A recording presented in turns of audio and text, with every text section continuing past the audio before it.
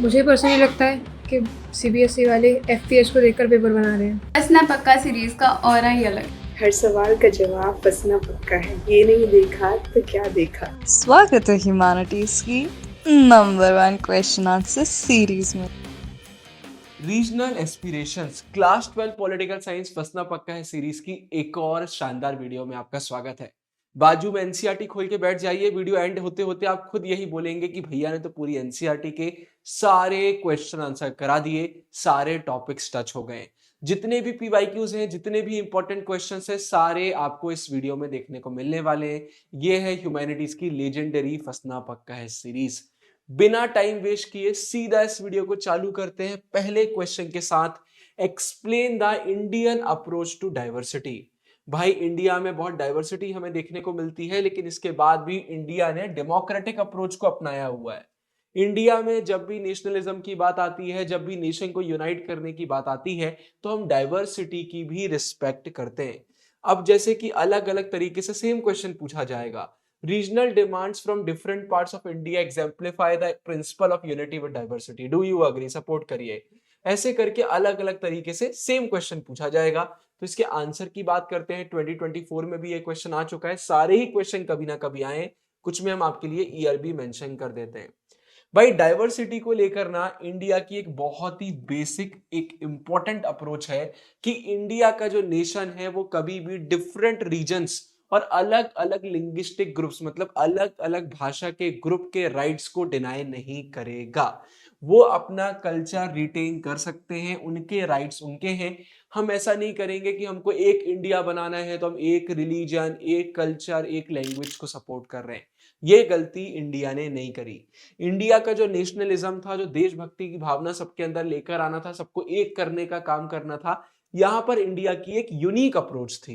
India ने unity और diversity दोनों को बैलेंस करने का काम करा। सबको साथ में लाना है, लेकिन सबकी रिस्पेक्ट भी करना है। हम किसी भी नेशन या किसी भी रीजन को नेगोशिएट नहीं करेंगे कि आप ये लैंग्वेज बोलते हैं, ये लैंग्वेज बोलना बंद कर दीजिए, ये कल्चर फॉलो करना बंद कर दीजिए। नहीं, सबकी रिस्पेक्ट करेंगे, फिर भी हम यूनाइटेड रहेंगे। और इसी सेंस में जो इंडिया की अप्रोच थी ना, ये बहुत सारी यूरोपियन कंट्रीज की अप्रोच से डिफरेंट थी। उन लोग एक नेशन को सपोर्ट करते हैं। मैंने पहले भी बताया था, नेशन मतलब क्या, एक सेंस ऑफ बिलोंगिंग, कि हमारा same past, same culture, same language, हम एक नेशन में आते हैं। स्टेट मतलब हम कंट्री की बात करते हैं। तो इंडिया ने बोला भाई ऐसा नहीं, हम डाइवर्सिटी की रिस्पेक्ट करेंगे। यूरोपियन कंट्रीज की हमने प्रॉब्लम नहीं समझा। उनका ये मानना था कि भाई जो कल्चरल डाइवर्सिटी होती है ना, थ्रेट होती है नेशन के लिए। लेकिन इंडिया ने बोला ऐसा नहीं है, हम डेमोक्रेसी के थ्रू इस चीज को ठीक कर सकते हैं। तो इंडिया ने डाइवर्सिटी से डील करने के लिए डेमोक्रेटिक अप्रोच को ही अपनाया। इंडिया की खासियत यही है कि यहां पर सबको पॉलिटिकली एक्टिव होने की परमिशन है। आपकी कोई एस्पिरेशन चाहते हैं, गवर्नमेंट से आप कुछ बोलना चाहते हो, आप डिमांड कर सकते हो। तो इंडिया में जो ये रीजनल एस्पिरेशंस है ना, ये खुलकर बाहर आती हैं। तो इसलिए इंडिया में इन चीजों से इतनी ज्यादा प्रॉब्लम नहीं होती है। इंडिया कभी भी ऐसे एस्पिरेशंस को एंटी नेशनल नहीं देखता। मतलब ये नहीं है कि आपने कुछ ऐसा बोल दिया जो बाकी इंडिया के थोड़ा सा अपोजिट जा रहा है तो आपको एंटी नेशनल बोल देंगे। आपकी डाइवर्सिटी की भी रिस्पेक्ट करी जाएगी। फिर फोर्थ पॉइंट निकल के आता है कि जब आप ये करने की परमिशन देते हैं तो बहुत सारी पॉलिटिकल पार्टीज, ग्रुप्स रहते हैं जो खुल के सामने आ पाते हैं और इन अलग अलग रीजन के लिए आवाज उठा पाते हैं। कोई अलग कल्चर, अलग ट्रेडिशन वाले लोग हैं, अलग लैंग्वेज बोलने वाले लोग हैं, अलग अलग रीजन के लोग हैं, उनकी जो प्रॉब्लम है वो इंडिया में खुलकर सबके सामने आ पाती है। तो ये एक प्रॉपर आइडेंटिटी बनती है उनकी कि भाई उनकी भी प्रॉब्लम है, उससे भी हमें डील करना है। तो जो लोगों की रीजनल आइडेंटिटी है, उनके साथ भी पार्टीज जुड़ती हैं और उनकी मदद करने की कोशिश करती हैं। तो इससे होता ही है कि भाई हम specific region to region problem से और रीजन टू रीजन एस्पिरेशन से डील कर पाते हैं। रीजनल एस्पिरेशन का मतलब ही होता है कि भाई अलग अलग रीजन्स के लोग क्या चाह रहे हैं, उनकी चाहते क्या है, वो अपने देश से क्या मांग रहे हैं, उनकी डिमांड्स और उनकी सारी जो ख्वाहिशें हैं उनको सुनना समझना, यही हम इस चैप्टर में देखेंगे। तो डेमोक्रेटिक पॉलिटिक्स में यही होता है कि रीजनल एस्पिरेशंस ना और स्ट्रांग हो जाती हैं क्योंकि उनको आवाज मिलती है। लेकिन सेम टाइम पर भाई एक और बहुत बड़ी चीज है, वो ये है कि आपको रीजनल जितने भी इश्यूज हो रहे हैं या फिर जितनी भी प्रॉब्लम्स हो रही है उन्हें टाइम टू टाइम बहुत अच्छे से ध्यान देना पड़ेगा। आप किसी को भी इग्नोर नहीं कर सकते। कभी भी अगर आप पॉलिसी वगैरह भी बना रहे हो तो इनका आपको ध्यान देना पड़ेगा। आपकी पॉलिसी ऐसी नहीं होना चाहिए कि किसी को बहुत सपोर्ट कर रही है लेकिन किसी के एकदम अगेंस्ट में हो गई।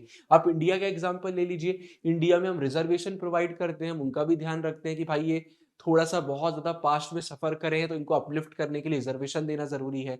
हम ट्राइबल पॉपुलेशन के लिए भी अलग अलग पॉलिसीज वगैरह बनाते रहते हैं, तो सबका ध्यान हम देते हैं।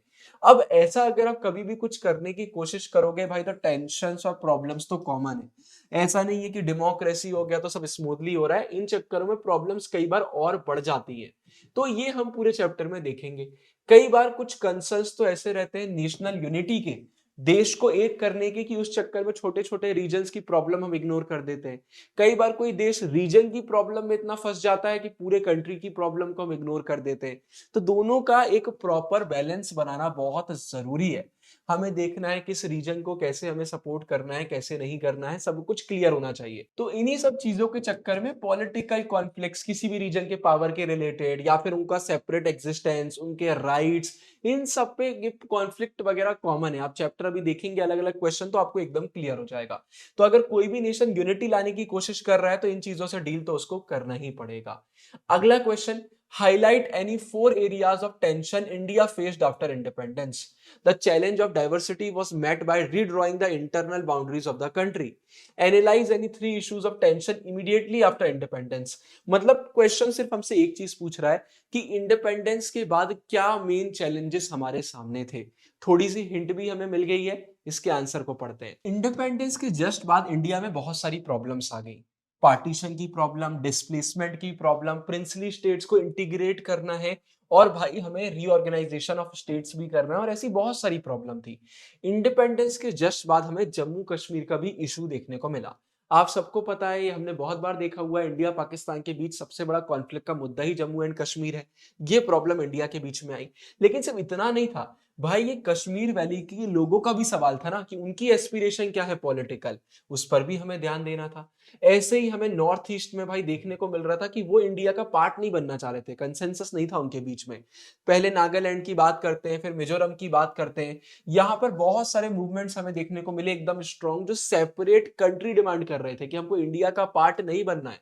साउथ की बात करते हैं तो द्रविड़ मूवमेंट के कुछ ग्रुप्स ऐसे थे जिन्होंने कुछ समय के लिए ये किया कि हमें इंडिया का पार्ट नहीं बनाए, हमें सेपरेट कंट्री बनाना है। तो इंडिया के अंदर ये एक बहुत बड़ा इशू था कि बहुत ऐसे रीजन थे जो बोल रहे थे कि हमें इंडिया से टूट के अपनी एक अलग कंट्री फॉर्म कराना है। अब ये इवेंट्स के बाद और भी इवेंट्स होते गए, बहुत सारे लोग आए, बहुत अनरेस्ट, पॉलिटिकल अनरेस्ट हमें देखने को मिला। क्यों देखने को मिला? बहुत सारे इंडिया के पार्ट्स ऐसे थे जो लिंग्विस्टिक मतलब भाषाई स्टेट्स डिमांड कर रहे थे कि भाषा के आधार पर स्टेट्स फॉर्म होना चाहिए। आज के आंध्र प्रदेश, कर्नाटका, महाराष्ट्र, गुजरात की अगर आप बात करेंगे तो ये कुछ वो स्टेट्स हैं जहां पर ये चीज हमें देखने को मिल रही थी। यहां पर सबसे ज्यादा इफेक्ट हमें देखने को मिला था इन एजुटेशंस का। नॉर्थ की बात करते हैं तो आप प्रो हिंदी एजुटेशंस हमें देखने को मिल रहे थे। मतलब बहुत सारे लोग ऐसे मूवमेंट कर रहे थे जहां पर वो डिमांड कर रहे थे कि हिंदी को ऑफिशियल लैंग्वेज बना देना चाहिए तुरंत तुरंत। लेट 1950s में जो पंजाबी लैंग्वेज स्पीकिंग पीपल हैं वो बोलने लग गए कि उनको एक सेपरेट स्टेट चाहिए, उनके लिए भी आप एक स्टेट बनाइए क्योंकि वो एक अलग लैंग्वेज बोलते हैं। इस डिमांड को फाइनली एक्सेप्ट किया गया और पंजाब हरियाणा स्टेट बनाया गया 1966 में, ईयर याद रखिएगा। इसके बाद और भी स्टेट्स बने, छत्तीसगढ़, उत्तराखंड, झारखंड, इन्हें भी क्रिएट करा गया। तो अगर आपको ये क्वेश्चन आता है तो आंसर में आपको ये लाइन लिखना पड़ेगी कि ये जो चैलेंज था ना डाइवर्सिटी का, इसे हमने कैसे डील करा इंडिया ने? हमने इंटरनल बाउंड्रीज जो हमारी कंट्री की थी उन्हें रीड्रॉ करा। क्वेश्चन में ये हिंट ऑलरेडी आ गया था। कुछ रीजन्स जैसे कि कश्मीर, नागालैंड की बात करते हैं तो यहां तो इतना कॉम्प्लेक्स सिचुएशन था कि भाई first phase of nation building में तो उसको ठीक ही नहीं करा पाए हम, टाइम लगा इन चीजों में। और इसके बाद फिर नए नए भी प्रॉब्लम्स आ गए, पंजाब, असम, मिजोरम जैसे स्टेट्स में आगे हम देखेंगे या नई प्रॉब्लम्स निकल के आ रही थी। What is the social and political composition of Jammu and Kashmir? इसके कंपोजिशन की बात करते हैं, लेकिन उससे पहले अगर आप वीडियो अभी तक देख रहे हैं तो प्लीज वीडियो को लाइक करिए, कमेंट में लिख दीजिए भैया मजा आ गया, टॉपर बनना पक्का है। आप कमेंट करते हैं, यूट्यूब वीडियो को आगे पुश करता है, आपके सपोर्ट की बहुत जरूरत है। पूरे यूट्यूब पर मेरा दावा है कि फंसना पक्का है से ज्यादा लेजेंडरी सीरीज किसी चैनल पे नहीं है। तो इतना अगर हम आपके लिए मेहनत कर रहे हैं तो आपका सपोर्ट हमें चाहिए। अब इस आंसर को देखते हैं। अच्छा, एक और चीज, फंसना पक्का है कि पीडीएफ अब आ चुके हैं वेबसाइट एप्लीकेशन पर, डिस्क्रिप्शन में लिंक आपको मिल जाएगा। पॉलिटिकल, हिस्ट्री, बहुत जल्दी ज्योग्राफी, साइकोलॉजी, सोशियोलॉजी के पीडीएफ भी हम अवेलेबल करवाएंगे। वीडियो लाने की भी कोशिश करेंगे, बट इनकेस अगर वीडियो थोड़ा लेट होती है तो पीडीएफ तो हम ले ही आएंगे। What is the social and political composition? तो देखिए, जम्मू एंड कश्मीर की बात करते हैं ना, तो यहां पर हमें 3 सोशल और पॉलिटिकल रीजन्स देखने को मिलते हैं, जम्मू, कश्मीर और लद्दाख। अब तो चीजें बहुत बदल गई, आगे आप देखेंगे, अब वो हम आगे देखेंगे, लेकिन अभी जो पुराना एनसीईआरटी है उसको फोकस करते हैं। पुराना मतलब जो पुराने टॉपिक्स हैं, उसके बाद फिर नए नए अपडेट्स वाले टॉपिक भी आएंगे। जम्मू रीजन की अगर हम बात करते हैं तो यहाँ पर हमें फुटहिल्स और प्लेन्स का मिक्स देखने को मिलता है, और यहाँ पर हमें ज्यादातर कौन देखने को मिलते हैं? हमें हिंदूज देखने को मिलते हैं। मुस्लिम, सिख्स और बाकी पीपल्स की बात करते हैं, अलग अलग ग्रुप्स, अलग अलग रिलीजन के, तो वो भी हमें देखने को मिलते हैं इस रीजन में, लेकिन हमें सबसे ज्यादा हिंदूज देखने को मिलते हैं। कश्मीर रीजन की बात करते हैं तो यहाँ मेनली हमें कश्मीर वैली देखने को मिलती है। यहाँ पे ज्यादातर हमें कश्मीरी मुस्लिम्स देखने को मिलते हैं, बाकी हिंदू, सिख, बुद्धिस्ट और बाकी भी थोड़े बहुत उसमें हैं। लद्दाख रीजन की बात करते हैं तो मेनली माउंटेनियस है, माउंटेन्स बहुत हैं, बहुत ही लिटिल पॉपुलेशन है, और वो इक्वली डिवाइडेड है बुद्धिस्ट और मुस्लिम्स के बीच में। Explain the roots of the Kashmir issue. भाई कश्मीर इशू आया क्यों दुनिया के सामने, क्या है ये? चलिए इसको देखते हैं। जम्मू कश्मीर को इंडिया के साथ कैसे मर्ज किया गया, या 47 से 48 में क्या प्रॉब्लम आई, ये पूरे तरीके से क्वेश्चन आएगा, तो आपको स्टार्टिंग का आंसर लिखना पड़ेगा। 1947 से पहले जम्मू एंड कश्मीर एक प्रिंसली स्टेट था, महाराजा हरि सिंह इसमें रूल करते थे। वो इंडिया और पाकिस्तान से मर्ज नहीं करना चाहते थे, वो एक इंडिपेंडेंट स्टेटस अपना रखना चाहते थे।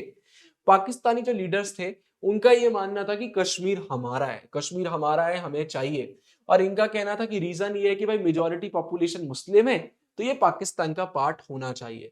लेकिन जो कश्मीर के लोग थे वो खुद को ऐसे नहीं देखते थे, वो पाकिस्तान का पार्ट नहीं बनना चाहते थे, वो खुद को कश्मीरीज देखते थे अबव ऑल, कि ठीक है ये इंडिया पाकिस्तान बाकी चीजें लगी रहेंगी, लेकिन सबसे पहले हम कश्मीरी हैं। अब ये जो रीजनल एस्पिरेशन का इशू है ना इस रीजन का, इसी को हम बोलते हैं कश्मीरियत। अगर ये क्वेश्चन आ जाता है 2 मार्क्स में, वैसे रेयरली आएगा, बट अगर आ जाता है तो ये आंसर आप उसमें लिखेंगे। ये जो पॉपुलर मूवमेंट हमें स्टेट में देखने को मिला, इसको लीड कौन कर रहे थे? शेख अब्दुल्ला, जो कि नेशनल कॉन्फ्रेंस के लीडर थे। अब इनका क्या था, ये महाराजा से छुटकारा पाना चाहते थे, लेकिन ये पाकिस्तान ज्वाइन नहीं करना चाहते थे। फिर क्या हुआ, अक्टूबर 1947 में पाकिस्तान ने कुछ ट्राइबल इन्फिल्ट्रेटर्स, कुछ घुसपैठियों को भेज दिया कश्मीर को कैप्चर करने के लिए अपने साइड से। अब महाराजा को इंडिया मिलिट्री की हेल्प मांगना पड़ गई, अकेले नहीं कर सकते थे। इंडिया ने मिलिट्री सपोर्ट दिया, इन लोगों को भगाया जो इन्फिल्ट्रेटर्स आ गए थे कश्मीर वैली से, लेकिन इन्होंने बोला कि अगर आप इंस्ट्रूमेंट ऑफ असेशन साइन करेंगे तभी हम ये चीज करेंगे। तो उन्होंने किया भाई, और इसके बाद फिर ये हमारे इंडिया का पार्ट बन गया। लेकिन ये 1947-48 के बाद ना इंडिया का एक अच्छा खासा कश्मीर का हिस्सा ऐसा था जो पाकिस्तान ने ऑक्यूपाई कर लिया था। पाकिस्तान ऑक्यूपाइड कश्मीर, पीओके आपने सुना होगा। तो इस इशू को ना हम लेके गए यूनाइटेड नेशंस के पास। उन्होंने 21 अप्रैल 1948 को रिकमेंड करा अपने रेजोल्यूशन में कि 3 स्टेप प्रोसेस हमें अपनाना चाहिए इसको रिजॉल्व करने के लिए। रेड फॉन्ट में वो क्वेश्चन है जो क्वेश्चन के अंदर क्वेश्चन बन जाते हैं। क्या प्रोसेस है?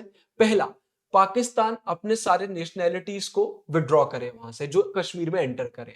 उसके बाद इंडिया धीरे धीरे अपनी फोर्सेस वगैरह तो हटाए, जिससे लॉ ऑर्डर सब मेंटेन रहे, नॉर्मल पीस वहां पे वापस से आए। तीसरा आता है प्लेबिसाइड। प्लेबिसाइड मतलब क्या होता है? पर्टिकुलर किसी पॉलिटिकल मुद्दे पे, जैसे कि हमें किसका पार्ट बनना चाहिए, सोवरेनिटी के मुद्दे पर जब हम वोटिंग करवाते हैं तो हम उसे प्लेबिसाइड बोलते हैं। एक रेफरेंडम टर्म भी होता है, वो आगे अभी हम देखेंगे कि भाई यहाँ पर प्लेबिसाइड कराया जाए फ्री और इम्पार्शियल मैनर में, और देखा जाए कि यहाँ के लोग क्या चाहते हैं। अब ये चीजें चलती चली गई, लेकिन भाई इस रेजोल्यूशन का कोई खास प्रोग्रेस नहीं हो पाया। अब इसी समय हमें कुछ और भी चीजें देखने को मिली। शेख अब्दुल्ला प्राइम मिनिस्टर बन गए state of Jammu and Kashmir के मार्च 1948 में।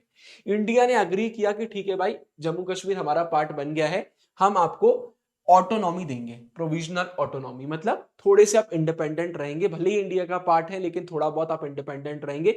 ये एक बहुत बड़ा प्रॉब्लम था। ये सारी चीजें आर्टिकल 370 के अंदर हो रही थी। आपने बहुत बार सुना होगा कि कैसे ये आर्टिकल अबॉलिश हुआ, इसमें क्या था। जम्मू कश्मीर इंडिया का पार्ट था, लेकिन उसके बाद भी वो एक तरह से आजाद था, ऑटोनॉमी थी। आप वहां पे जाके लैंड परचेस नहीं कर सकते थे, उनका एकदम अलग ही सिस्टम चल रहा है, अलग रूल्स रेगुलेशन फॉलो हो रहे हैं, बहुत कॉम्प्लेक्स सिचुएशन हो गई थी। वो हमारे सिलेबस का पार्ट नहीं है, लेकिन कॉलेज में आप बहुत डीपली इस चीज को पढ़ेंगे। Highlight any 3 factors responsible for the controversial and conflict in politics of Jammu and Kashmir since independence. 3 reason बताइए कि कश्मीर में इतना हमें डिस्टर्बेंस, अनरेस्ट देखने को क्यों मिलता है। क्या हमें जम्मू कश्मीर में इंटरनल एक्सटर्नल डिस्प्यूट्स देखने को मिलते हैं जो बहुत कंट्रोवर्सी क्रिएट करते हैं। जम्मू कश्मीर में इतने अनरेस्ट क्यों है। 2019, 2025, 2023 ये क्वेश्चन आ चुका है। तो बाहर और अंदर दोनों की बात करते हैं। सबसे पहले एक्सटर्नली बात करते हैं तो पाकिस्तान ने हमेशा क्लेम करा है कि कश्मीर वैली उसका है और पाकिस्तान का पार्ट होना चाहिए। इसलिए पाकिस्तान ने 1947 में ट्राइबल इन्वेजन भी करवाया था, जस्ट अभी हमने ऊपर पढ़ा। इसके बाद से क्या हुआ, इस इन्वेजन के बाद से कश्मीर का कुछ हिस्सा ऐसा है जो पाकिस्तान ने कैप्चर करके रखा हुआ है। अब भाई इंडिया का तो सीधे सीधे बोलना है कि ये आपने इलीगल कैप्चर करके रखा हुआ है, लेकिन इसका अभी तक कोई सोल्यूशन हमको नहीं मिल पाया है। आपने पीओजे के सुना होगा, Pakistan occupied Jammu and Kashmir, PoK भी बोलते हैं पाकिस्तान ऑक्यूपाइड कश्मीर। फिर अगर हम इंटरनली बात करते हैं तो कश्मीर के स्टेटस को लेकर बहुत प्रॉब्लम थी कि भाई वो इंडिया का क्या है, आपने उसको ज्वाइन कर लिया है लेकिन अलग अलग आर्टिकल के थ्रू उसको ऑटोनॉमी दे रहे हैं, बहुत प्रॉब्लम थी। ये जो स्पेशल स्टेटस दिया गया था ना, स्टेटस दिया गया था कश्मीर को, इसके दो अपोजिट रिएक्शन थे। वो लोग जो जम्मू कश्मीर के बाहर के हैं उनका ये कहना था कि भाई जो स्पेशल स्टेटस दिया गया है इस चक्कर में ये पूरा इंडिया से सही से इंटीग्रेट नहीं कर पा रहा है, सही से इंडिया का पार्ट नहीं बन पा रहा है। लेकिन दूसरा सेक्शन जिसमें मोस्टली हमें कश्मीरीज देखने को मिलते हैं, उनका कहना है कि जो आर्टिकल 370 से हमें स्पेशल स्टेटस दिया गया है वो इनफ नहीं है, ये बिल्कुल भी इनफ नहीं है। इनके 3 ग्रीवेंसेस, 3 प्रॉब्लम्स निकल के आती हैं, क्वेश्चन बोर्ड एग्जाम में कई बार आ जाता है। पहला, ये प्रॉमिस किया गया था कि जब ये इंस्ट्रूमेंट असेशन वाला काम सब हो जाएगा तो हम लोगों के पास जाएंगे, उनसे पूछेंगे उनका क्या कहना है, उनका क्या मानना है, लेकिन ये कुछ भी नहीं हुआ। ट्राइबल इन्वेजन के बाद सारी चीजें नॉर्मल हो गई, लेकिन ये प्रॉमिस पूरा नहीं किया गया। इसलिए प्लेबिसाइट होना बहुत जरूरी है। आप हमसे भी तो पूछिए हम क्या चाहते हैं। सेकेंडली, यहां पर एक फीलिंग है कि जो आर्टिकल 370 में जो इनको स्पेशल स्टेटस दिया गया है वो कहीं ना कहीं समय के साथ इरोड कर गया है प्रैक्टिस में, मतलब वो प्रैक्टिस में नहीं है, इतना इनको बेनिफिट नहीं मिल रहा था उस चीज का।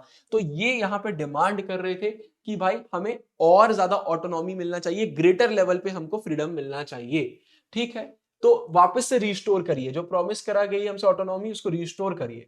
तीसरा निकल के आता है, यहां पर बोला गया कि जो डेमोक्रेसी है ना वो उतने अच्छे से प्रैक्टिस में नहीं आई है जितनी बाकी इंडिया में आ गई है, यहां अभी इंस्टीट्यूशनलाइज नहीं हुई है। मतलब बोलने के लिए तो हम भी इंडिया का पार्ट है, लेकिन डेमोक्रेसी इतने साफ तौर पे देखने को नहीं मिलती है।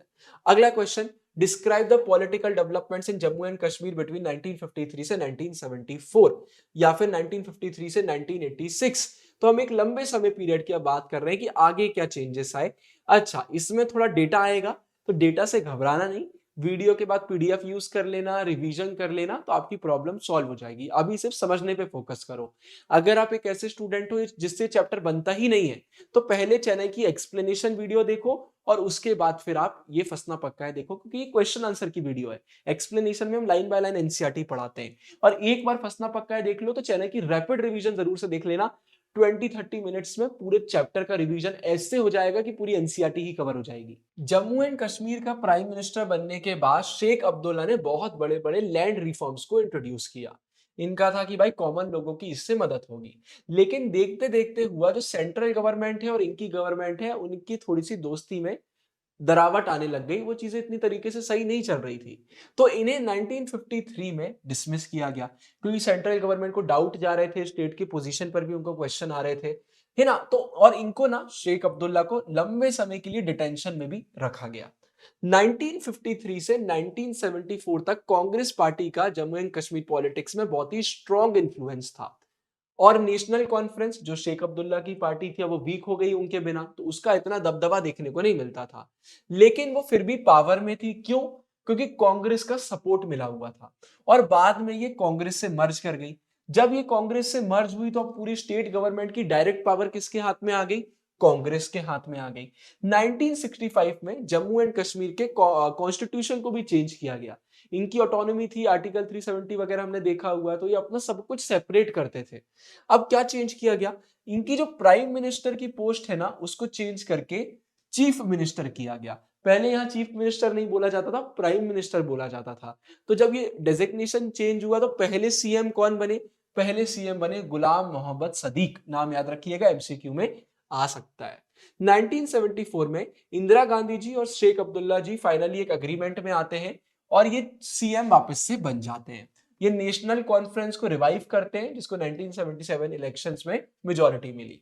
शेख अब्दुल्ला 1982 में इस दुनिया से चले जाते हैं और इनके बेटे फारूक अब्दुल्ला अब सीएम बनते हैं, लेकिन गवर्नर इन्हें बहुत जल्दी डिसमिस कर देते हैं। फिर एक ग्रुप था जो नेशनल कॉन्फ्रेंस से टूटा हुआ था, उसने कुछ समय के लिए फिर गवर्नमेंट बनाई। फारूक अब्दुल्ला का डिसमिसल जो ये हुआ ना, इसने कश्मीर में इस फीलिंग को इंक्रीज किया कि जो सेंटर है, मतलब जो सेंट्रल गवर्नमेंट है, वो स्टेट पॉलिटिक्स में कुछ ज्यादा ही इंटरफेयर कर रही है। ये फीलिंग और स्ट्रांग हो गई 1986 में, जब नेशनल कॉन्फ्रेंस ने, नाम याद रखना, नेशनल कॉन्फ्रेंस है, एक हमारी कांग्रेस है, तो कंफ्यूजन नहीं होना चाहिए। नेशनल कॉन्फ्रेंस ने एक इलेक्टोरल अलायंस बना लिया, अपना एक ग्रुप बना लिया, किसके साथ? कांग्रेस के साथ, जो उस समय सेंटर में रूल कर रही थी। तो ये फीलिंग कि सेंटर ज्यादा इंटरफेयर करता है और इंक्रीज हो गया था। Why were the 1987 assembly election in Jammu and Kashmir controversial? क्यों बोला जाता है? How did the political crisis after 1987 election contribute to the rise of insurgency in Jammu and Kashmir? Insurgency मतलब गवर्नमेंट के खिलाफ ही बगावत हो जाना, इसको देखते हैं। ये वाला चैप्टर बहुत ज्यादा जम्मू एंड कश्मीर में टाइमलाइन बेस्ड है, तो बार बार रिवीजन करना, नहीं तो एग्जाम में कंफ्यूजन हो सकता है।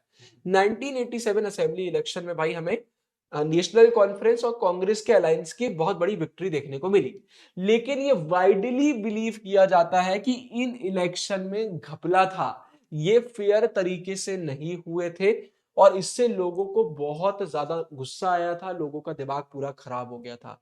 अर्ली 1980 से हमें देखने को मिलता है कि लोग ना खुश नहीं थे। क्यों नहीं थे? क्योंकि बहुत ही इनएफिशिएंट एडमिनिस्ट्रेशन हमें देखने को मिलता था। लोगों का गुस्सा बढ़ता चला गया जब हमें यह देखने को मिला कि भाई यहाँ पर जो डेमोक्रेटिक प्रोसेसेस है वो भी सही से नहीं हो रहे हैं। लोगों का मानना था कि सेंट्रल गवर्नमेंट बार बार नाटक करती है।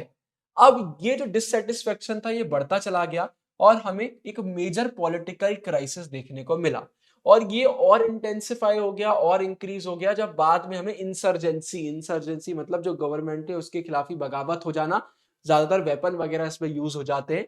1987 के जो घपला वाले इलेक्शन हुए थे ना, उसके बाद ये चीज हमें देखने को मिली। 1989 में कश्मीरी में जैसा मैंने कहा आपको मिलिटेंट मूवमेंट देखने को मिल गया, आर्म्स वगैरह आ गए हैं, बिल्कुल गवर्नमेंट से फाइट वगैरह हो रही है। तो यहां पर ये बोलने लग गए कि हमें एक सेपरेट कश्मीरी नेशन चाहिए है। इन्हें मोरल, मटेरियल, मिलिट्री सपोर्ट किससे मिला? ऑब्वियसली पाकिस्तान तो ऐसी चीजों को सपोर्ट करेगी। तो ये प्रॉब्लम आ गई। स्टेट को प्रेसिडेंट रूल के अंडर रखा गया, प्रेसिडेंट रूल लगाना पड़ गया एंड 1990 ऑनवर्ड्स हमें यहाँ पर एक्सट्रीम वायलेंस देखने को मिला क्योंकि मिलिट्री अटैक्स हो रहे थे, मिलिट्री एक्शन हो रहे थे, जिससे यहाँ पर नॉर्मल पॉलिटिकल एक्टिविटी वगैरह नहीं हो पा रही थी। 1996 में इलेक्शन वापस से रिज्यूम हुए। नेशनल कॉन्फ्रेंस जिसे फारूक अब्दुल्ला लीड कर रहे थे वो पावर में आया और यहां पर इन्होंने फिर डिमांड में किया कि भाई हमें ज्यादा रीजनल ऑटोनॉमी चाहिए। 2002 में जो ये नेशनल कॉन्फ्रेंस है वो मेजॉरिटी हार जाती है और इसको कौन रिप्लेस करता है? पीडीपी और कांग्रेस का कोलिजन। पीडीपी का फुल फॉर्म आप कमेंट में बताइए, बहुत ही सिंपल है, आप नहीं बता पाएंगे तो मैं बता दूंगा। Describe the political developments in Jammu and Kashmir from 2000 onwards. बस अब हम धीरे से इस टॉपिक को क्लोज करेंगे, थोड़ा बड़ा टॉपिक है हमारा जम्मू कश्मीर का, बट ये सही हो जाएगा। अब यहां पर ये वाले आंसर में तो बहुत डेटा है, लेकिन आप याद कर लोगे तो टेंशन मत लेना। 2002 इलेक्शन के बाद मुफ्ती मोहम्मद सईद यहाँ के सीएम बनते हैं 3 साल के लिए। इसके बाद गुलाम नबी आजाद इंडियन नेशनल कांग्रेस के बनते हैं, लेकिन आजाद जी अपना टेन्योर पूरा नहीं कर पाते हैं, टर्म पूरा नहीं कर पाते हैं। जुलाई 2008 में यहाँ पर प्रेसिडेंट्स रूल लगा दिया जाता है। नवंबर दिसंबर 2008 में यहाँ पर फिर से इलेक्शंस होते हैं और एनसी-आईएनसी कोलिजन फिर से आता है। हमारा नेशनल कॉन्फ्रेंस और इंडियन नेशनल कांग्रेस का कोलिजन पावर में आता है। उमर अब्दुल्ला 2009 में हमें पावर में देखने को मिलते हैं, लीड कर रहे थे, लेकिन स्टेट में बहुत अनरेस्ट, प्रोटेस्ट होते हैं, खास तौर पर हरियत कॉन्फ्रेंस के बाद। ये एक अलायंस था उन पॉलिटिकल सेपरेटिस्ट ग्रुप का जो कश्मीर में बहुत ज्यादा अनरेस्ट फैलाने की कोशिश कर रहे थे। 2014 इलेक्शंस के बाद हमें देखने को मिला बहुत ज्यादा पॉलिटिकल एक्टिविटी। 2014 के वो इलेक्शन थे जहां पर सबसे ज्यादा वोटर टर्नआउट हमें पिछले 25 ईयर्स में देखने को यहाँ पे मिले थे। कोलिजन गवर्नमेंट आई, पीडीपी, मैंने बताया पीपल्स डेमोक्रेटिक पार्टी मुफ्ती सईद लीड कर रहे थे और बीजेपी की। मुफ्ती मोहम्मद सईद की डेथ के बाद उनकी daughter Mehbooba Mufti first women CM बनती है जम्मू कश्मीर की अप्रैल 2016 में, नाम याद रखिएगा। इसके बाद जो महबूबा मुफ्ती का टेन्योर था ना, ये एक ऐसा समय था भाई जब बहुत मेजर टेररिस्ट इंसिडेंट्स हमें देखने को मिले, इंटरनल एक्सटर्नल बहुत ही टेंशंस देखने को मिले, जिसके कारण बीजेपी ने अपना सपोर्ट विड्रॉ कर लिया और जो जून 2018 में यहां पर हमें प्रेसिडेंट रूल देखने को मिला। 5 अगस्त 2019 में आर्टिकल 370 को अबॉलिश कर दिया गया, किसके through? Jammu and Kashmir reorganisation act 2019 के थ्रू। इस स्टेट को 2 यूनियन टेरिटरीज में डिवाइड कर दिया गया। इसलिए मैंने चैप्टर के स्टार्ट में बोला था ये हम पुरानी बातें कर रहे हैं, नई बातें अब आई हैं। पहला जम्मू एंड कश्मीर और दूसरा लद्दाख, 2 यूनियन टेरिटरी बना दिए गए, है ना। यहां पर हमें भाई religious, cultural, linguistic, ethnic, political हर तरीके की डाइवर्सिटी देखने को मिलती है, तो 2 उसमें इसको डिवाइड किया गया। कमेंट्स में जरा मुझे बताइए इंडिया में कितनी स्टेट्स और कितने यूनियन टेरिटरीज टोटल में हमें देखने को मिलते हैं। Describe the political context of Punjab after its reorganisation. और ये रेड वाले वो क्वेश्चन है जो क्वेश्चन के अंदर क्वेश्चन बन जाते हैं कि अभी बताइए एक्ट के बाद क्या हुआ। अब हम थोड़ा सा चलते हैं कि पंजाब में क्या सिचुएशन थी। आनंदपुर साहिब रेजोल्यूशन 1973 की मेन डिमांड्स, मेन इंपॉर्टेंस बताइए, घुमा फिरा के ये क्वेश्चन आ सकता है। सिख कम्युनिटी जो पंजाब में है उनकी क्या एस्पिरेशन थे। 2 रीजन बताइए अकाली ग्रुप के रिजेंटमेंट का सेंट्रल गवर्नमेंट से इनिशियल ईयर्स में। 4 डिमांड्स बताइए अकाली दल की। आनंदपुर साहिब रेजोल्यूशन बताइए, तो अकाली दल रेजोल्यूशन कुछ भी आ सकता है। इंडिया के रीऑर्गेनाइजेशन के बाद अकालीज हमें पावर में देखने को मिले 1967 में, 1977 में इस रीजन में।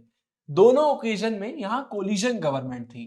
अकाली ने डिस्कवर करा कि बाउंड्रीज रीड्रॉ हो गई हैं, लेकिन उसके बाद भी इनका कोई पॉलिटिकल पोजीशन बहुत स्ट्रांग नहीं हुआ है। सबसे पहले बीच में ही सेंटर ने इनकी गवर्नमेंट को डिसमिस कर दिया। सेकेंडली इनको भाई स्ट्रांग सपोर्ट हिंदूज के बीच में नहीं मिलता था। तीसरा भाई सिख कम्युनिटी बाकी रिलीजियस कम्युनिटी की तरह भी बहुत क्लास और बहुत कास्ट में डिवाइडेड होती है, तो इन्हें सबका सपोर्ट नहीं मिल रहा था। कांग्रेस को ज्यादा सपोर्ट मिलता था दलित्स का, अब चाहे वो हिंदू में हो या सिख में हो, अकालीज को इतना सपोर्ट नहीं मिलता था।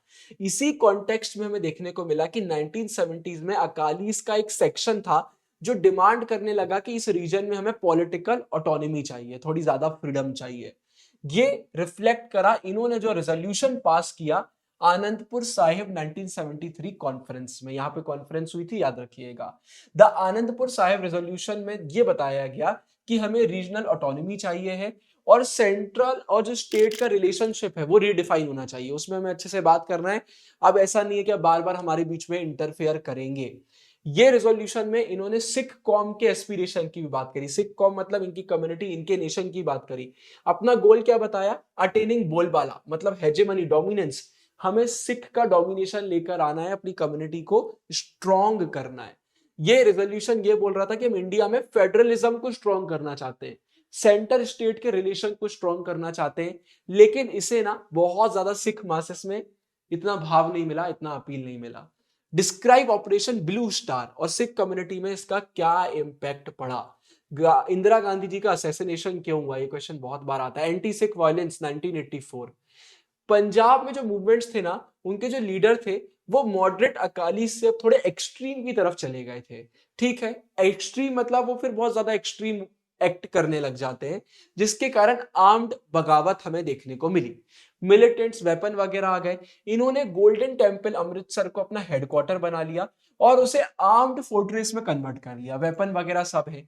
तो जून 1984 में इंडिया की गवर्नमेंट ने ऑपरेशन ब्लू स्टार किया कि भाई इन मिलिटेंट्स को निकाल के फेंकना पड़ेगा। चक्कर में क्या हुआ, हमारा भाई जो हिस्टोरिक गोल्डन टेम्पल है वो डैमेज हुआ। सिख के सेंटिमेंट्स बहुत ज्यादा हर्ट हुए।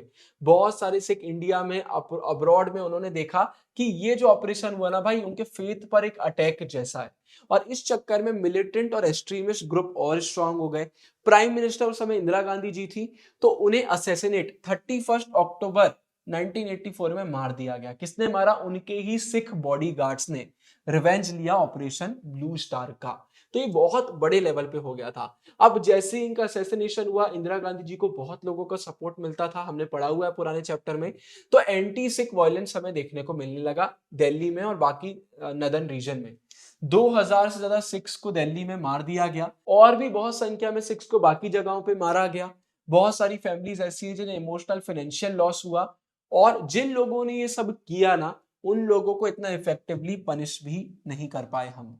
वीडियो में आगे बढ़ने से पहले आप हमारी application play store app store से डाउनलोड कर सकते हैं। वहां पर पॉलिटिकल साइंस के फ्री डेट्स, मैप्स, कार्टून से सारे पीडीएफ आपको मिल जाएंगे, तो उसको बिल्कुल डाउनलोड कर लीजिए। Name the leader who signed the Punjab accord. Punjab agreement किसने किया, इसके प्रोविजंस क्या है, क्वेश्चन डायरेक्टली 4 मार्क्स में आता है। इसमें आप ज्यादा कुछ चेंज नहीं कर पाएंगे, तो बहुत अच्छे से देख लेना। ठीक है, राजीव गांधी लोंगोवाल अकॉर्ड की हम बात कर रहे हैं। कैसे पंजाब में पीस वापस आई, क्या हुआ, हरचंद सिंह लोंगोवाल और राजीव गांधी के बीच में कैसे क्या अकॉर्ड हुआ, ये क्वेश्चन आता है। 1984 में पावर में आने के बाद हमारे प्राइम मिनिस्टर राजीव गांधी जी ने कुछ डायलॉग किए, कुछ बातें करना चाहिए मॉडरेट अकाली लीडर से, जो एकदम एक्सट्रीम वगैरह नहीं है। जुलाई 1985 में राजीव गांधी लोंगोवाल अकॉर्ड मतलब पंजाब अकॉर्ड हमें देखने को मिला। ये साइन किसके बीच में हुआ भाई, हरचंद सिंह लोंगोवाल और हमारे राजीव गांधी के बीच में एग्रीमेंट हुआ कि भाई हम पंजाब को वापस से थोड़ा नॉर्मल करने की कोशिश करेंगे, नॉर्मलसी वापस हम लेकर आएंगे। अकॉर्ड में क्या इंक्लूडेड था, चंडीगढ़ को पंजाब में ट्रांसफर करा जाएगा, बिल्कुल याद रखना। एक कमीशन बिठाई जाएगी जो पंजाब हरियाणा बॉर्डर डिस्प्यूट को ठीक करेगी। ट्रिब्यूनल रिवर वाटर को लेकर, ट्रिब्यूनल मतलब क्या होता है, हम स्पेशल कोर्ट, स्पेशल अथॉरिटी बिठाएंगे जो जल्द से जल्द इस प्रॉब्लम को भी ठीक करेगी जो वाटर रिलेटेड वाला है। मिलिटेंसी से जितने लोग अफेक्ट हुए उनको कंपनसेट किया जाएगा और armed forces special power act को विथड्रॉ किया जाएगा पंजाब से। ये पॉइंट आप स्क्रीनशॉट ले लो, ये एक भी अगर आप भूले तो आपके मार्क्स कट जाएंगे। इस अग्रीमेंट के बाद भी तुरंत पीस नहीं आ गई, वायलेंस नियरली एक डिकेड तक चलता रहा, ह्यूमन राइट्स का वायलेशन हुआ, अकाली दल में भी फ्रेगमेंटेशन देखने को मिला, वो भी टूट गया और प्रेसिडेंट का रूल भी यहां पर लगाना पड़ा। 1992 में जो इलेक्शन हुए वहां सिर्फ 24% वोटर टर्नआउट हमें देखने को मिला, लेकिन धीरे धीरे जो सिक्योरिटी फोर्सेस थी उन्होंने मिलिटेंसी को इरेडिकेट करा वहां से और मिड 1990s में यहां पर हमें पीस रीस्टोर होते हुए देखने को मिली।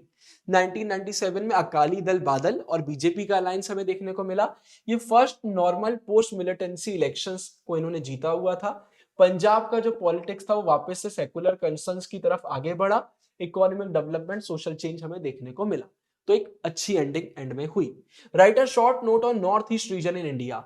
देखते हैं भाई, नॉर्थ ईस्ट की बात करते हैं। यहां पर बहुत पॉलिटिकल रीऑर्गेनाइजेशन हमें देखने को मिला है ना। यहां पर बहुत अलग अलग चीजें इंडिपेंडेंस के बाद जो हुई हैं, तो हम सबको देखते हैं। 1980s में जो नॉर्थ ईस्ट की रीजनल एस्पिरेशंस है ना, वो एक टर्निंग पॉइंट की तरफ आ गई।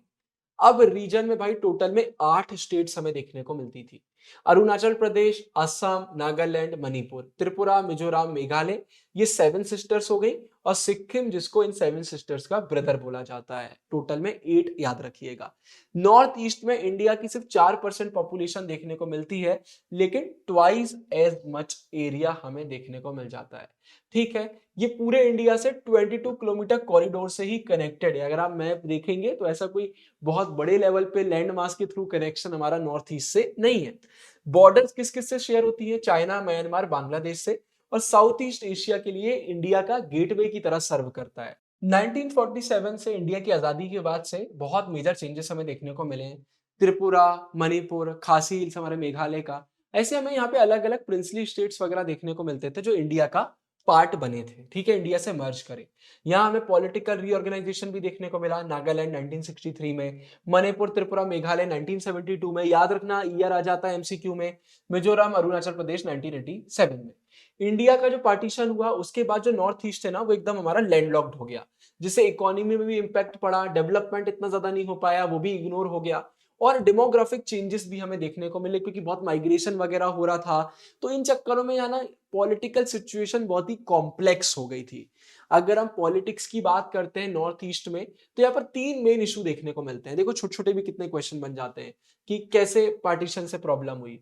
पहला क्या है भाई, हमें ऑटोनॉमी चाहिए, इसकी डिमांड होती है। दूसरा, सेसेशनिस्ट मूवमेंट, कुछ इंडिया को तोड़ के अलग कंट्री बनाना चाहते हैं। अपोजिशन टू आउटसाइडर्स, बाहर से जो लोग आते हैं उनको भी अपोजिशन हमें देखने को इनकी तरफ से मिलता है। 1970s में कुछ इनिशिएटिव्स हुए ऑटोनॉमी के, जिसके बाद यहाँ पर हमें देखने को मिला कि 1980s में एक डेवलपमेंट के लिए एक फाउंडेशन बिल्ड हो गया था। फिर डेवलपमेंट वगैरह के भी आगे अभी हम चीजों को अच्छे से देखेंगे। Explain the demands of for autonomy in north east region after independence. How were the demands in the north east addressed. Same इसी चीज को लेकर देखते हैं। दो स्टेप्स कौन से यूनियन गवर्नमेंट ने लिए जितनी डिमांड आ रही थी नॉर्थ ईस्ट से, तो क्वेश्चन घुमा फिरा के आ सकता है। इंडिपेंडेंस के टाइम पे जो एंटायर नॉर्थ ईस्ट रीजन था, सिर्फ मणिपुर त्रिपुरा को अगर हम एक्सेप्ट करते हैं, तो ये एक्सक्लूड करते हैं, तो सब ये असम का पार्ट था। मतलब असम पहले बहुत बड़ा हुआ करता था, लेकिन फिर पॉलिटिकल ऑटोनॉमी की बहुत डिमांड्स आई और बहुत सारे लोगों ने, जो असम की कम्युनिटीज नहीं थी, उन्होंने बोला कि भाई हमको थोड़ा सा अलग होना है, क्योंकि हमको ऐसा लगता है कि जो असम की गवर्नमेंट है वो अपनी खुद की लैंग्वेज हमारे ऊपर इम्पोज करने की कोशिश कर रहे हैं। अपोजिशन हुआ, बहुत सारे प्रोटेस्ट, थोड़े दंगे वगैरह हमें देखने को मिले पूरे स्टेट में, है ना। बहुत सारे लीडर्स थे ट्राइबल कम्युनिटीज के जो सेपरेट होना चाह रहे थे असम से। उन्होंने क्या फॉर्म करा, ईस्ट इंडियन ट्राइबल यूनियन। बाद में जो क्या बन गया, ऑल पार्टी हिल लीडर्स कॉन्फ्रेंस 1960 में। याद रखना, इन्होंने बोला कि भाई एक ट्राइबल स्टेट को असम से बाहर निकालना चाहिए, नई स्टेट बनाना चाहिए। एक सिंगल ट्राइबल स्टेट बनाने के बदले हमारी सेंट्रल गवर्नमेंट ने बहुत सारे स्टेट्स बनाए, मेघालय, मिजोरम, अरुणाचल प्रदेश, असम से। अब सोच लीजिए असम कितना बड़ा था, कितने सारे उसमें से बनाए गए। त्रिपुरा एंड मणिपुर को स्टेट्स में अपग्रेड कर दिया गया। तो गवर्नमेंट ने बड़े लेवल पे काम करा।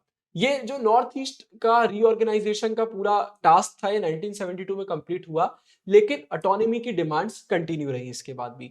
बोडोस, कर्बेस, दिमासास ऐसी बहुत सारी कम्युनिटीज हैं जो सेपरेट स्टेट चाहती थी, और यहाँ पर हमें बहुत सारे मूवमेंट्स, इंसर्जेंसी देखने को मिली। लेकिन भाई इतने सारे स्टेट्स नहीं बनाए जा सकते, इतने छोटे छोटे टुकड़ों में कर देंगे तो हो गया काम। तो क्या किया गया भाई, इनके लिए हमने बाकी हमारे प्रोविजंस यूज किए। कर्बीज, दिमासास को हमने autonomy the under district councils, और बोडोस को हमने ऑटोनॉमस काउंसिल प्रोवाइड कर दिया। तो सेपरेट स्टेट नहीं बनाया, लेकिन उनको थोड़ी सी उनकी सेपरेट आइडेंटिटी की हमने रिस्पेक्ट कर दी कॉन्स्टिट्यूशन के अलग अलग एलिमेंट्स को यूज करके। Analyse the causes of armed struggle in Mizoram. अब मिजोरम रिलेटेड कोई भी क्वेश्चन आएगा, मिजो मूवमेंट या इससे रिलेटेड, या फिर आएगा कि राजीव गांधी जी ने कौन से अग्रीमेंट करे, तो यही आंसर आप लिखकर आएंगे। लालडेंगा जी और राजीव गांधी जी के बीच में हमें अग्रीमेंट देखने को मिला था। भाई ऑटोनॉमी की डिमांड्स जो है ना, उन्हें आप हैंडल कर सकते हैं, कॉन्स्टिट्यूशन की मदद से कुछ ना कुछ करके आप मदद कर सकते हैं। लेकिन जो सेसेशनिस्ट डिमांड्स होती है कि हमें सेपरेट कंट्री चाहिए, उनको मनाना और उन चीजों को यूनाइटेड रखना इतना आसान काम नहीं होता है। इंडिपेंडेंस के बाद मिजो हिल्स को हमने एक ऑटोनॉमस डिस्ट्रिक्ट बनाया असम के अंदर ही, ठीक है, कि असम के अंदर आप एक ऑटोनॉमस उसमें काम करेंगे। लेकिन कुछ मिजोस का ये मानना था कि वो कभी ब्रिटिश इंडिया या फिर इंडिया के पार्टी नहीं है। मिजो नेशनल फ्रंट, जिसे कौन लीड कर रहे थे, लालडेंगा जी। 1959 फेमाइन के बाद मिजो हिल्स में जो हुआ था, उसके बाद ये फॉर्म हुआ था। इन्होंने आर्म्ड कैंपेन, वेपन के साथ भाई बिल्कुल कर दिया 1966 में कि हमें आजादी चाहिए, है ना। 2 डिकेड तक ये कॉन्फ्लिक्ट चलता चला गया इंडियन आर्मी के साथ। जो ये मिजो नेशनल फ्रंट है, इसको किसका सपोर्ट मिला, ऑब्वियसली पाकिस्तान का मिला।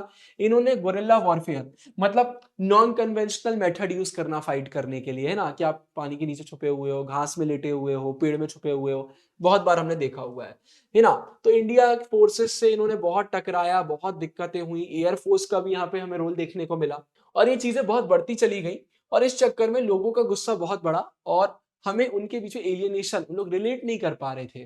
तो ये सारी प्रॉब्लम्स देखने को मिली, तो डिमांड्स वगैरह और इंक्रीज हो गई। 2 डिकेड्स के बाद थोड़ी पॉलिटिकल मेच्योरिटी आई, जिसके बाद नेगोशिएशन हुए।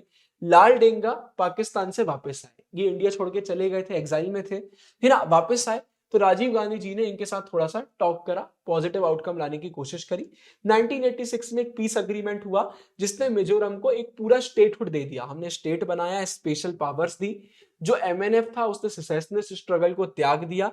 लालडेंगा वहां के सीएम बन गए, और भाई मिजोरम एक पीसफुल हमारा रीजन बन के आया। वहां पर हम देखते हैं कि लिटरेसी डेवलपमेंट, सारी चीजों को प्रमोट किया जाता है। Explain the Naga movement impact on north east India. Naga insurgency बताइए, नागालैंड की प्रॉब्लम बताइए। जो नागा मूवमेंट है वो तो मिजोरम से पहले ही स्टार्ट हो गया था 1951 में, जिसे आगामी जापू फिजो लीड कर रहे थे। इन्होंने डिक्लेयर कर दिया था कि हम इंडिया का पार्ट नहीं है, हम इंडिपेंडेंट हैं, हम इंडिपेंडेंस के लिए लड़ाई करेंगे। फिजो ने रिजेक्ट किए बहुत सारे ऑफर्स, हमने नेगोशिएट करने की कोशिश करी इंडियन गवर्नमेंट ने कि सेटलमेंट हो जाए, लेकिन नहीं। नागा नेशनल काउंसिल ने आर्म्ड स्ट्रगल लॉन्च कर दिया नागा सोवरेनिटी के लिए कि हमें इंडिपेंडेंस चाहिए। बहुत दिक्कतें बढ़ती चली गई। एक पीरियड रहा जहां पर वायलेंट इंसर्जेंसी बगावत हमें देखने को मिली, लेकिन इसके बाद कुछ नागास ने अग्रीमेंट साइन किया इंडियन गवर्नमेंट के साथ, लेकिन बहुत रेबल्स ऐसे हैं जिन्होंने इसको एक्सेप्ट नहीं करा। तो जो नागा का प्रॉब्लम है वो अभी भी अनरिजॉल्व्ड है। मिजोरम की तरह नहीं हुआ जहां पर फुल स्टेटहुड आ गया और पीस आ गया। यहाँ पे प्रॉब्लम हमें अभी भी देखने को मिलती है। What were the main causes of movement against outsider in North East? Assam movement के बारे में बताइए। एंटी फॉरेनर मूवमेंट के बारे में बताइए जो असम में हुआ। आसू ग्रुप के बारे में बताइए। कोई भी दो कॉजेस बताइए, घुमा फिरा के क्वेश्चन आ सकता है। Assam movement combination of cultural pride and economic backwardness, तो घुमा फिरा के असम रिलेटेड क्वेश्चन आएगा। तो नॉर्थ ईस्ट में हमें लार्ज स्केल माइग्रेशन देखने को मिल रहा था, जिसके चक्कर में जो लोकल कम्युनिटीज है और आउटसाइडर्स हैं उनके बीच में कॉन्फ्लिक्ट देखने को मिलता था। कॉम्पिटिटर्स थे, लैंड चाहिए, जॉब चाहिए, पॉलिटिकल पावर चाहिए। 1979 से 85 में जो असम मूवमेंट देखने को मिला वो इसका की एग्जांपल है। बहुत सारे असम के लोग ऐसे थे जिन्हें प्रॉब्लम थी कि जो बंगाली मुस्लिम सेटलर्स आ रहे हैं ना इलीगल वे में बांग्लादेश से, वो इन लोगों को माइनॉरिटी में रिड्यूस कर देंगे। भाई अगर आप अभी हो और बाहर से बहुत लोग आ जाए तो आप माइनॉरिटी में आ जाओगे ना। बहुत इकोनॉमिक इश्यूज भी थे, पॉवर्टी है, अनएम्प्लॉयमेंट है, जिससे टेंशन और बढ़ गया। भाई असम में हमें ऑयल, टी, कोल, नेचुरल रिसोर्सेज देखने को मिलती हैं, लेकिन फिर भी ये प्रॉब्लम बहुत बड़ा था। 1979 में ऑल असम स्टूडेंट्स यूनियन आसू हमें देखने को मिला, जो इस मूवमेंट को लीड कर रहा था। इसी को पढ़ते पढ़ते जो हमारे पिछले साल के लाइव क्लासेस के बच्चे थे, उन्होंने द ट्विन ब्रोस कम्युनिटी को नाम दे दिया TTBSU, the twin Bros students union. तो हम लोग भी यही यूज करते हैं, TTBSU। तो 1979 में आसू ने इस मूवमेंट को लीड किया। इन्होंने बोला कि भाई आप ये आउटसाइडर को डिटेक्ट करिए और इनको यहाँ से जाने के लिए बोलिए, है ना, क्योंकि इन्होंने 1951 के बाद एंटर किया है, ये इलीगली आ रहे हैं और हमें दिक्कत हो रही है, ये चीज सही नहीं है। अब ये जो एजिटेशन हुआ इसमें भाई वायलेंट इंसिडेंट्स भी देखने को मिले, ट्रेन वगैरह के ब्लॉकेट्स देखने को मिले, ऑयल सप्लाई को डिस्टर्ब किया गया। 6 इयर्स के बाद 1985 में असम अकॉर्ड, असम अग्रीमेंट देखने को मिला, जो फिर से राजीव गांधी जी की गवर्नमेंट ने किया। तो राजीव गांधी जी ने ये काम तो बहुत बढ़िया किया था कि बहुत सारे अग्रीमेंट किए थे। इन्होंने बोला हम भाई देखेंगे और जितने भी माइग्रेट करे हैं, है ना, ड्यूरिंग या फिर बांग्लादेश वॉर के बाद, तो उनको हम डिटेक्ट करके हम उनको जाने के लिए बोलेंगे, उनको डिपोर्ट करेंगे। इस अकॉर्ड के बाद आसू ने और असोम गण संग्राम परिषद ने फॉर्म किया, असोम गण परिषद AGP, जो पावर में आया, जिसे प्रॉमिस करा कि हम इस इशू को एड्रेस करेंगे और हम गोल्डन असम बनाएंगे। हाउएवर जो इमिग्रेशन का है ये अभी भी एक लाइव पॉलिटिकल इशू है। Describe the events that took place in Sikkim from the time of India independence to its merger with India. Independence के टाइम में ना सिक्किम हमारा प्रोटेक्टरेट था इंडिया का। मतलब क्या होता है, इंडिया उनकी डिफेंस फॉरेन अफेयर्स को मैनेज करेगा, लेकिन उनके जो मुनार्क चोग्याल हैं वो अपने इंटरनल मैटर को देखेंगे, है ना, इंटरनल एडमिनिस्ट्रेशन उनके हाथों में रहेगा। चोग्याल को एक सबसे बड़ी डिफिकल्टी ये आ रही थी कि लोग डेमोक्रेसी चाह रहे थे, सिक्किम में डेमोक्रेसी की भावनाएं बहुत ज्यादा आ रही थी, ये उनको प्रॉब्लम में डाल रही थी। मेन बात यह कि मेजोरिटी नेपाली की थी, लेकिन जो चोग्याल है ना उनका rule minority Lepcha Bhutia elite group को फेवर करता था। तो ये प्रॉब्लम वाली बात थी। जो एंटी चोग्याल लीडर्स थे दोनों कम्युनिटीज से, उन्होंने इंडियन गवर्नमेंट का सपोर्ट पाने की कोशिश करी। पहला डेमोक्रेटिक असेंबली इलेक्शन हमें सिक्किम में देखने को मिला 1974 में, जहां पर सिक्किम कांग्रेस जो बहुत ज्यादा इंडिया से जुड़ने में इंटरेस्टेड थी, सीधे सीधे वो जीत गई। स्टार्टिंग में तो उन्हें सोचा था कि हम स्टेट का स्टेटस ले लेंगे इंडिया से, लेकिन बाद में अप्रैल 1975 में इन्हें पूरा इंटीग्रेशन कर लिया, रेजोल्यूशन पास किया कि हमें पूरा इंटीग्रेशन इंडिया के साथ चाहिए। इसके बाद यहाँ पर रेफरेंडम हुआ। देखिए जब हम प्लेबिसाइड की बात करते हैं तो प्लेबिसाइड मेनली वोटिंग करी जाती है पॉलिटिकल इशू के लिए कि भाई हमें किसका पार्ट बनना है, किसका नहीं बनना है, सोवरेनिटी रिलेटेड क्वेश्चन पे। प्लेबिसाइड के बाद रेफरेंडम जो होता है किसी भी एक पर्टिकुलर इशू के लिए हो सकता है। कंट्री रिलेटेड अगर कोई भी एक पर्टिकुलर बहुत मेजर इशू है तो वहां पर हम रेफरेंडम वर्ड यूज करते हैं। ठीक है, ये हुआ और इसने भी अप्रूव कर दिया, इंडिया पार्लियामेंट ने एक्सेप्ट कर लिया और सिक्किम हमारा 22nd स्टेट बन गया। चोग्याल ने इस मर्जर को अपोज करा, लेकिन बहुत ज्यादा सपोर्ट मिला और इसके चक्कर में सिक्किम में कोई भी पॉलिटिकल डिवीजन वगैरह नहीं हुआ, ये हमारे इंडिया का पार्ट बन गया। अगला क्वेश्चन आता है कि हम रीजनल एस्पिरेशन और उसके अकोमोडेशन से क्या लेसन निकाल सकते हैं। भाई इंडिया में जो प्रॉब्लम है उसके मेन लेसन क्या है, क्वेश्चन बिल्कुल बोर्ड एग्जाम में आ सकता है, आपसे बनना चाहिए। पहला ये निकल के पॉइंट आता है कि जो रीजनल एस्पिरेशंस होते हैं वो डेमोक्रेसी में बहुत ही नॉर्मल है। भाई स्टेटहुड की डिमांड करना, डेवलपमेंट, ऑटोनॉमी, ये सारी डेवलपमेंट है ना। और खास तौर पे तो हम इसको भी इंक्लूड कर सकते हैं कि कोई सेपरेट होना चाहता है। ये कॉमन चीजें हैं जब भी हम रीजनल एस्पिरेशन की बात करते हैं, कोई एबनॉर्मल चीज नहीं है, डेमोक्रेटिक पॉलिटिक्स का नेचुरल पार्ट है। यूके, स्पेन, श्रीलंका, सब में सिमिलर हमें ये रीजनल मूवमेंट्स देखने को मिले, जिससे समझ में आता है कि जो नेशन बिल्डिंग है ना, ये कंटिन्यूअस प्रोसेस है। दूसरा, आप सप्रेस करेंगे वो चीज वर्क नहीं करने वाली, डेमोक्रेटिक नेगोशिएशन ज्यादा बेटर चीज है।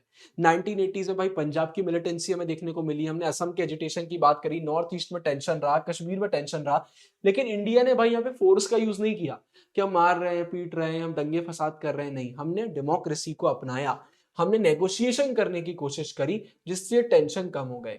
मिजोरम का जो अकॉर्ड हुआ वो तो सबसे सक्सेसफुल एग्जांपल है कि कैसे हम सेपरेटिज्म वगैरह को भी डेमोक्रेसी के थ्रू सही कर सकते हैं। तो नेगोशिएशन करना इज बेटर। इनसे भी देखो छोटे छोटे क्वेश्चन बन सकते हैं। फिर पावर शेयरिंग रिड्यूसेस एलियनेशन। देखो सिर्फ डेमोक्रेसी इंट्रोड्यूस करने से काम नहीं चलेगा, सेंटर लेवल पे, स्टेट लेवल पर इन्हें पार्टिसिपेट भी करवाना पड़ेगा। जब इनका पार्टिसिपेशन होता है तो फिर इन लोग एकदम एलियनेटेड फील नहीं करते, ऐसा महसूस करते हैं कि हाँ भाई हम भी कंट्री का सही पार्ट है। किसी भी रीजन को अगर आप एक्सक्लूड करेंगे नेशनल डिसीजन मेकिंग से, तो भाई उनको इनजस्टिस महसूस होगा, वो एलियनेटेड फील करेंगे। फिर रीजनल इकोनॉमिक इम्बैलेंसेस को भी एड्रेस करना जरूरी है। अगर आपकी कंट्री में जो डेवलपमेंट है वो अनइवन है, कोई बहुत ऊपर है, कोई बहुत नीचे है, तो इससे भी दिक्कत होती है। जो बैकवर्ड रीजन्स है ना, वो ये मानते हैं कि भाई जो सेंट्रल पॉलिसीज है उन्होंने सही से काम नहीं करा, इसलिए हम इतने बैकवर्ड रह गए, इसलिए उनको गुस्सा भी आता है और इसलिए फिर वो स्पेशल अटेंशन वगैरह भी डिमांड करते हैं। लार्ज स्केल माइग्रेशन वगैरह देखने को मिलता है, तो इन चीजों पर भी ध्यान देना चाहिए, इकोनॉमिक डेवलपमेंट वगैरह पर। इंडिया का जो कॉन्स्टिट्यूशन है वो अकोमोडेट भी करता है, फ्लेक्सिबल भी है। देखिए हमारा ना जो फेडरल सिस्टम है, सेंट्रल स्टेट लेवल का रिलेशन है, उसको इस तरीके से बनाया गया है कि हम थोड़ा सा स्पेशल प्रोविजन वगैरह भी इंक्लूड करते हैं डाइवर्सिटी को यूनाइट करने के लिए।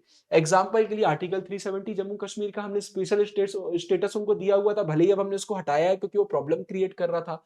6th शेड्यूल की बात करते हैं तो भाई हमें ट्राइबल ऑटोनॉमी देने में आसानी होती है, हम उनको ग्रांट कर पाते हैं। हम कस्टमरी लॉज को सेफगार्ड कर पाते हैं। कस्टमरी लॉज मतलब जो रिटन लॉज वगैरह नहीं है लेकिन ट्रेडिशन में फॉलो होते होते वो अनरिटन लॉज बन चुके हैं। तो ट्रेडिशन को भी बचाना है, कल्चर को बचाना है, तो हमारे कॉन्स्टिट्यूशन में इन सारी चीजों के लिए एक स्पेस है। फिर अगर भाई आपका कॉन्स्टिट्यूशनल फ्रेमवर्क इस तरीके से है ना जो सबको इंक्लूड करता है, तो सेपरेटिज्म वगैरह नहीं होता है। बहुत कंट्रीज की तरह इंडिया का कॉन्स्टिट्यूशन नहीं है। इंडिया में फ्लेक्सिबल फेडरल स्ट्रक्चर देखने को मिलता है, जहां पर डाइवर्सिटी के लिए, रीजनल डिमांड्स के लिए, आइडेंटिटी के लिए एक स्पेस है, आप अपनी आवाज रख सकते हैं, और इसलिए इंडिया में ऐसे कोई टुकड़े वगैरह नहीं होते हैं। फिर अगला क्वेश्चन आता है कि हर रीजनल मूवमेंट सेपरेटिस्ट डिमांड की तरफ नहीं जाता है ना। ऐसा नहीं होगा कि हर एक रीजनल मूवमेंट में एक देश टूट गया, इसको जस्टिफाई करिए, 2023 में आ चुका है। तो देखिए जो रीजनल एस्पिरेशंस होते हैं ना, ये डेमोक्रेटिक पॉलिटिक्स का एक नॉर्मल पार्ट है। ये हमने ऊपर भी देखा, तो बार बार रिपीट करने की जरूरत नहीं है। आप स्पेन का, यूके का, कहीं का भी एग्जांपल ले लीजिए, अगर आप डेमोक्रेसी फॉलो कर रहे हैं तो ये कोई एबनॉर्मल चीज नहीं है, कॉमन पार्ट है। दूसरा क्या आता है, अगर आप सेटलमेंट्स वगैरह करते हैं, अच्छे से नेगोशिएट करते हैं, तो आप इन मूवमेंट्स को सेपरेटिस्ट होने से रोक सकते हैं। मिजोरम अकॉर्ड 1986 ये डायरेक्टली बताता है भाई, मिजो नेशनल फ्रंट का एक इतना वायलेंट सेसेशनिस्ट मूवमेंट था, वो तोड़कर अपना एक इंडिपेंडेंट कुछ बनाना चाह रहे थे, लेकिन हमने उसको कैसे पीसफुली बदल दिया। हमने उनको पूरा पीसफुली करा, राजीव गांधी जी की गवर्नमेंट के अंडर में ये चीज हुई, हमने उन्हें फुल स्टेट बना दिया। एमएनएफ जो एक समय इतना ज्यादा प्रॉब्लम क्रिएट कर रहे थे, वो डेमोक्रेटिक पॉलिटिक्स का पार्ट बन गए, सेपरेटिज्म एंड हो गया। रीजनल मूवमेंट होते हैं ना, वो क्यों अराइज करते हैं भाई, देखिए अगर आइडेंटिटी में प्रॉब्लम आ रही है, रिसोर्स में प्रॉब्लम आ रही है, बहुत सारे लोग माइग्रेट करके उनको दिक्कत में डाल रहे हैं, तो इसलिए वो आते हैं, सिसीड करने के लिए नहीं आते हैं। ऐसा नहीं है कि किसी को ऐसे बैठे बैठे लगने लगा कि हमें तोड़ के नई कंट्री बना लेना चाहिए। अगर उनकी डिमांड्स पूरी नहीं हो रही मोस्ट ऑफ द टाइम्स, इसलिए फिर वो ऐसा करते हैं। असम मूवमेंट 79 से 85 भाई इलीगल माइग्रेशन के खिलाफ था, आउटसाइडर्स के खिलाफ था, रिसोर्स एक्सप्लॉइटेशन के खिलाफ था कि भाई इनका आउटसाइडर का डोमिनेशन वगैरह नहीं आना चाहिए। उन्होंने इंडिपेंडेंस डिमांड नहीं करी, असम अकॉर्ड हुआ, एजीपी फॉर्म हुआ, पीसफुल तरीके से सब होने लग गया। फिर power sharing and constitutional flexibility integrate regional demands. India का अगर आप फेडरल सिस्टम देखेंगे, 6 शेड्यूल की आप बात करेंगे, तो हम स्पेशल प्रोविजन वगैरह भी इंक्लूड करते हैं। हम सबके सबके जो भी उनका ट्रेडिशन कल्चर है उसको सेफगार्ड करने की भी कोशिश करते हैं। तो इससे क्या होता है, हम सबकी एस्पिरेशन को भी मीट कर पाते हैं और हमारी नेशनल यूनिटी भी ब्रेक नहीं होती। नहीं तो इतनी डाइवर्सिटी को मेंटेन करना आसान काम नहीं है। और इसी के साथ एक खूबसूरत चैप्टर हमारा एंड होता है।